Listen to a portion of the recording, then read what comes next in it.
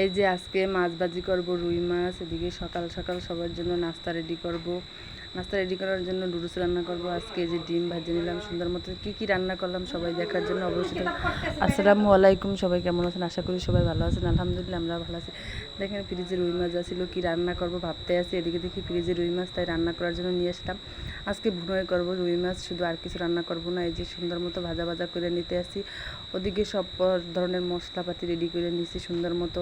এই যে দেখেন এবার রান্না করব সুন্দর মতো। এটা ভুনো করব, রান্না করব না, কোনো তরকারিও দেওয়া হবে না আজকে। এই যে দেখেন এবার ভুনো করতে আসি। এবার দেখেন কত সুন্দর হয়েছে, কোনো তরকারি ছাড়া। অনেক ভালোই লাগে, আমরা তরকারিতে বেশি একটা খাই না। এদিকে দুপুরের পর বিকেলবেলা নাস্তা রেডি করার জন্য বাচ্চাদের জন্য এই যে দেখেন প্যান বসাই দিছি। আজকে গ্যাসের চুলায় নাস্তাটা রেডি করব অল্প কিছু, এই জন্য এই লুডুস রান্নার জন্য সব কিছুই রেডি করতে আসি। বাচ্চারা সবসময় লুডুসই পছন্দ করে, জন্য লুডুসটাই রান্না করি। খোদা হাফেজ, সবাই ভালো থাকবেন, দোয়া করবেন।